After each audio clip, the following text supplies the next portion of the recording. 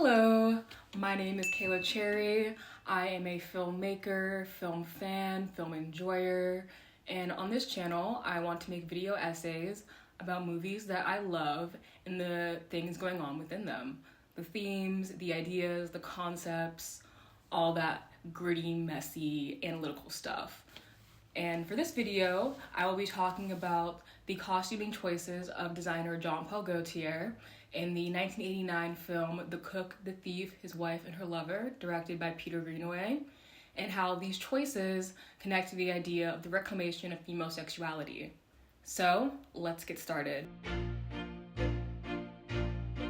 Jean Paul Gaultier, or the enfant terrible of France, was born in 1952 to humble upbringings. His designs are known for their futurism, the idea of underwear as outerwear, and the riffing on gender expectations within his clothing. He wasn't brought up very rich, and he learned how to sew from his grandmother. In fact, when he was a child, he had a teddy bear affectionately named Nana that he sewed the first cone bra onto, which would become a staple later on in his career. He was not formally trained, so in order to get his designs into the fashion world, he sent sketches out to famous designers around France. He eventually caught the attention of Peter Cardon, who he worked with from 1970 to 1971, as well as designers Jacques Estrelle and Jean Pateau in 1971 as well. He released his first independent collection in 1976 to favorable reviews, but would not really get his career fully to the place we know it today until the 1980s. In 1982, he released his label, Jean Paul Gaultier, and from there we start seeing some iconic designs coming from the fashion house, especially in 1984. In 1984, for Paris and London fashion weeks, Jean Paul Gaultier first put men in skirts or kilts on the runway.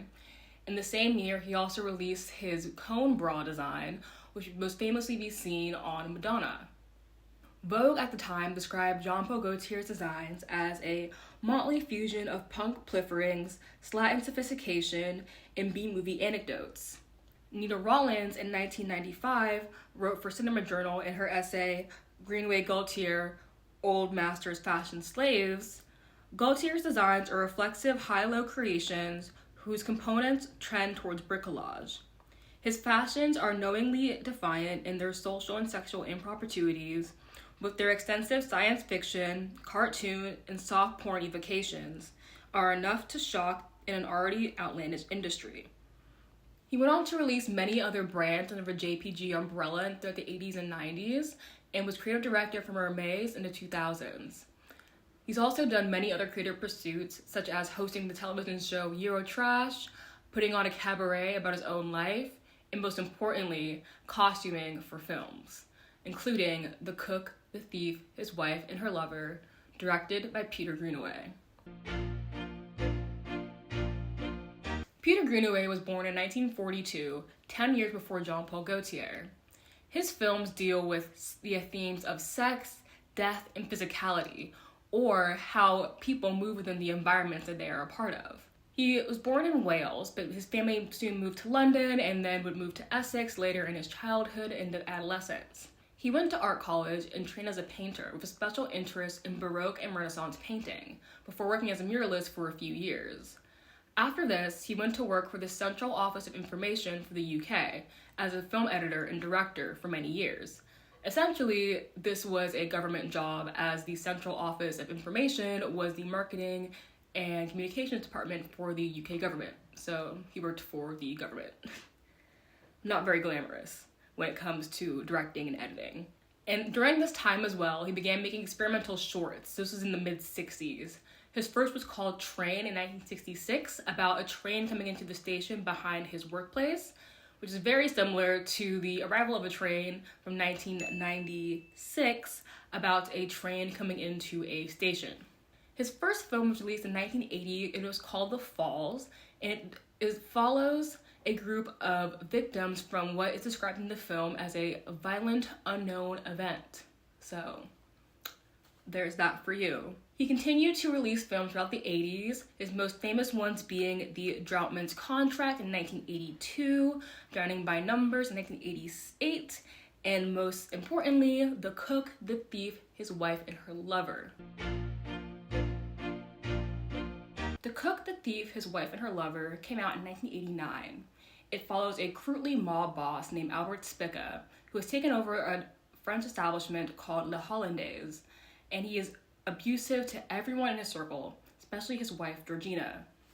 Georgina begins to have an affair with a customer at the restaurant named Michael, who sits at his table and reads books while he dines.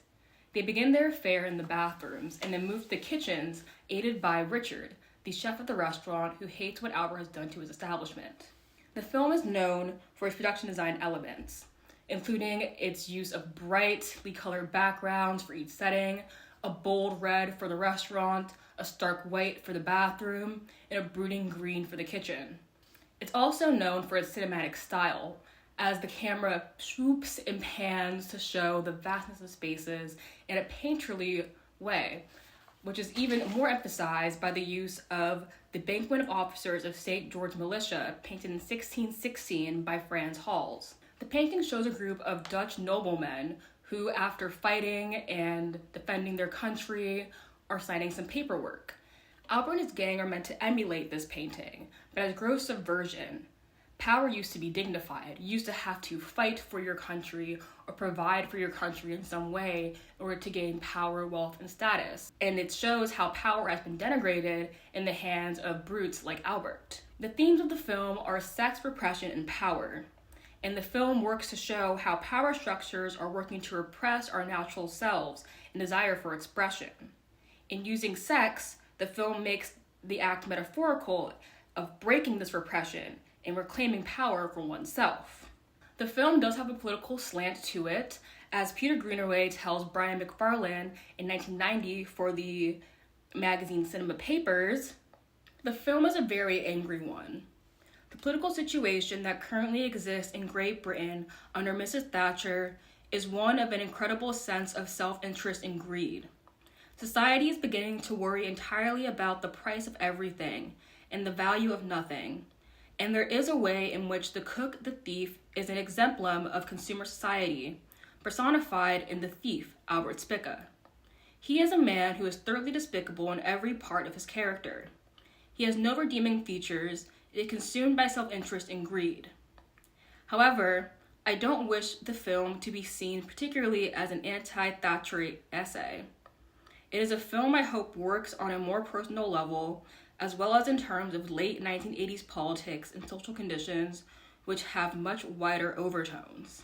So as you can see, while the film is supposed to be an indictment of Thatcheristic tendencies and Thatcherist government, which Thatcherism is the conservative government of the UK in the 80s, which was prevalent all over the world, really. I mean, in the US, we had Ronald Reagan, and there's a general push towards conservatism during that time. But as much as he wanted it to be a commentary on conservatism in England and the UK at the time, he also wanted to work on a personal level. He wanted to show how, whether on a large political scale or on individual interactions, greed, cruelty, and corruption really ruin the spirit, and they affect not only the person who is being corrupted by these aspects, but also by the people who have to interact with them. So, let's get into some of the costumes. So one of the big tenets of Jean Paul Gaultier's design philosophy is using underwear as outerwear. And this is a major costuming idea used throughout The Cook, the Thief, His Wife, and Her Lover. In the film, you see characters wearing cape silhouettes and corsetry. This is meant to be restrictive. It's also not meant to be seen. Although it is very popular today to see things like corsets, slip dresses, slip skirts as outerwear, for a very long time, this was underwear, meant to be like your bra or your panties. And it was designers like Jean Paul Gaultier that normalized the idea of putting these things on the outside. Beth Ditto, a Jean Paul Gaultier model and indie rock singer for the band Gossip, told ID in 2014, "I think it's a radical concept to take all of these shameful secrets and put them on the outside. And I feel the same way with the corset. To put that on the outside is so brave, and I felt like that when wearing his clothes." In order to subvert sort of the restrictive nature and the hidden nature of underwear by using it as outerwear, he also utilizes cutouts and accentuated shapes in order to provide us the idea of access in the clothing. So with the cutouts, he'll have a corset where the area between the boning is cut out so you can see the skin.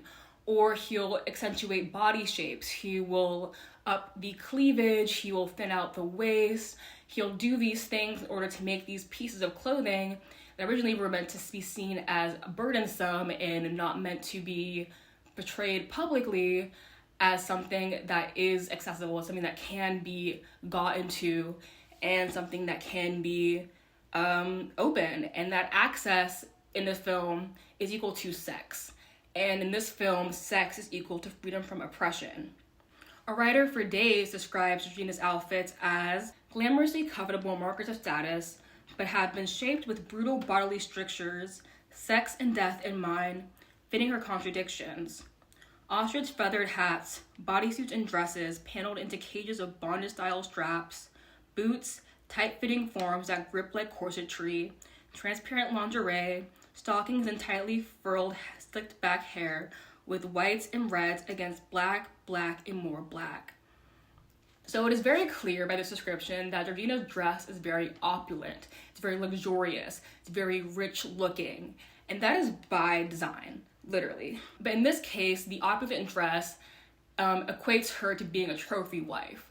She is dressing in a way that shows that she is the property of her husband, Albert, which is exactly what Albert wants. He wants to use his wife, Georgina, not as someone who he loves and someone who he cares about, but as a representation of his own status in society. So in this way, the clothes are a vessel to display his wealth. And it's like Georgina is a mannequin, not a woman. Thorstein Veblen writes in his book, The Theory of the Leisure Class in 1899, about conspicuous consumption, or the idea that we only buy luxury goods in order to show off the fact that we can in fact buy these things, thus showing that we are rich and have social status above others. Nita Rollins connects Veblen's idea of fashion to Greenaway's idea of politics within the film by writing, Greenaway's parable of predation may in fact be the most fitting place for Veblen's economic interpretation of fashion, because the same hyperbole that infects his theory infects Greenaway's world. So let's get into Greenaway's world and talk about some costumes. The first outfit that Georgina wears in the film is a button-up dress with a feather fascinator, exaggerated feather boa, and opera gloves. Now to me, this dress is more like a jacket, and it's styled to have a jacket design with the buttons on the side and the big lapel, but to each his own. Regardless, this outfit is not for Georgina, it is for Albert. It is not exactly sexy. It's not unsexy or unappealing, but it's not very openly sexual. It's not giving sex appeal, but it is giving opulence, and it is giving rich, which is exactly what we're looking for in terms of how Georgina is being co-opted by her husband and being used as a mannequin to show wealth and not as able to express herself through her own clothing. It's also kind of impractical. I mean, just take off the boa, take off the hat, take off the gloves, and it's not really showing Georgina as her own person. It is just very much showing how she can be dressed up as a wealthy little plaything for her horrible, horrible husband. If you compare this to the last outfit she wears in the film before the film's climax, she is dressed in a robe that is velvet, black, with a long feather collar, and underneath she wears a lingerie set with no underwear. Also brings back the opera gloves. So this emulates her first outfit with the extravagance and with the feathers and with the gloves. Again, it's giving opulent, it's giving rich, it's giving luxurious, it's giving wealth. But the lingerie underneath shows her cunning and how she is able to reclaim her sexuality by starting to dress for these interactions. Now, her first lingerie set that she wears when she first meets Michael, it's not ugly, it's not bad, it's not matronly. Even the dress itself, she's still able to get it on with Michael in the bathroom in that jacket-like button-up dress. But she wasn't dressing for sex at that time. In the first outfit, she's dressing to go to a restaurant. Over the course of a few days, she goes from dressing in a way to appeal to her husband, dressing in a way that still shows the opulence that he wants from her, that still shows that he is in control and that he is able to show off his wealth through his wife. But now, in this sense, she has a secret. She is reclaiming her power by dressing in these ways that give her lover easy access to her body. And this shows her growth as her character, and it also shows that she is starting to reclaim her body, even if the only people who know she's reclaiming her body are herself and her lover, Michael. To further accentuate the point that Georgina is now dressing for herself in these sexual interactions with her lover, Dace writes, Georgina takes to ingenious methods of dressing that make her flesh quickly accessible in her brief trip with her lover, as the cook helps them hide in the kitchen's prodigiously stocked recesses. On dressing in the film, Peter Greenaway says, there is a medieval-like feeling in The Cook the Thief about this rotten, worm-infested body which is covered in an extraordinary gloss of elaborate clothing, feathered hats, and that sort of thing. It is as though there's an attempt to try and hide the horror, the despair, the sense of violence and lust that's contained only just underneath. But what happens when those aspects of the self are not being hidden by fashion, and when they're instead on the surface to be displayed as part of the fashion itself? And we see that happen halfway through the film almost. After a horrible night with her husband Albert, Georgina comes into the restaurant with bruises on her face, on her neck, and on her chest. She's wearing a black cocktail dress, and it is the one time in which her outfit does not directly correlate with the color of the background. One of the design tenets of the film is that each costume changes when going into every individual background. If you were in the kitchen, you would be in a green dress. If you were in the bathroom, you'd be in a white dress. If you were in the restaurant, you'd be in a red dress, and so on and so forth. And although black does complement red, the fact that her outfit does not change when she leaves each location shows that her accent piece is not any accessory that she's wearing on her clothing. The accessory is her own body. The red of her bruises matches the red of the background. And by using her body in this way, Gina becomes, again, separate from her own body. She becomes an accessory. Her body becomes the accessory. And Albert wants to show the world that he can do whatever he wants to whoever he wants. He could have chosen to have her put on a jacket, or the costume designers could have had, a long turtleneck and long sleeves or something like that. But no, they put her in a cocktail dress to show off the bruises because they're an accessory to the background, because Georgina is an accessory to Albert Spica. Now, let's get into the final outfit that is in this film. Georgina is dressed in a red, long-sleeved, floor-length dress with a caged overlay / exposed boning and feather collar with a long train. She looks so good. It is the perfect revenge dress. Princess Diana, eat your heart out. So this dress is the epitome of lack of access and restriction. I believe the dress that she's wearing is latex. It seems like a shiny material, looks like a latexy, pleathery, plasticky sort of thing. Then she has over that sort of already hard to move in material, a complete caged overlay with a neck accent. It's the ultimate representation of her relationship with Albert Spica. It is restrictive, it is confining, and it is opulent, it is luxurious, it is rich, it is all of these things that Georgina has needed to be for Albert. But yet, in this moment, she's about to do something very brave and very, very bold. She is reclaiming those symbols and repackaging them to show off her power in this moment. It is her final act of reclamation, and she reflects the way that she's been confined previously, but is not letting this confinement define her. In fact, she's letting it to be the beginning of her new life.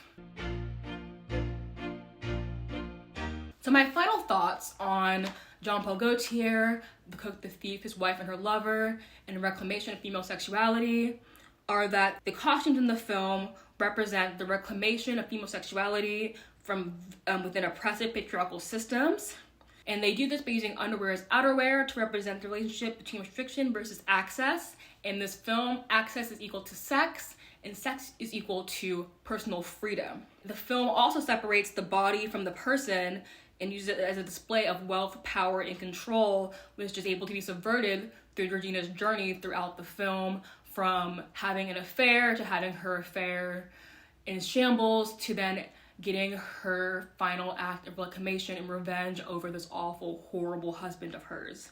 In order to do this, she goes through creative, innovative ways of dressing to allow for control, even under the guise of being controlled. And lastly, the fashion in the film shows that representations of oppression can be sites of reclamation. Subversion of previous negative connotations can be turned into something new and empowering. Thank you so much for watching this video. I truly, truly appreciate it.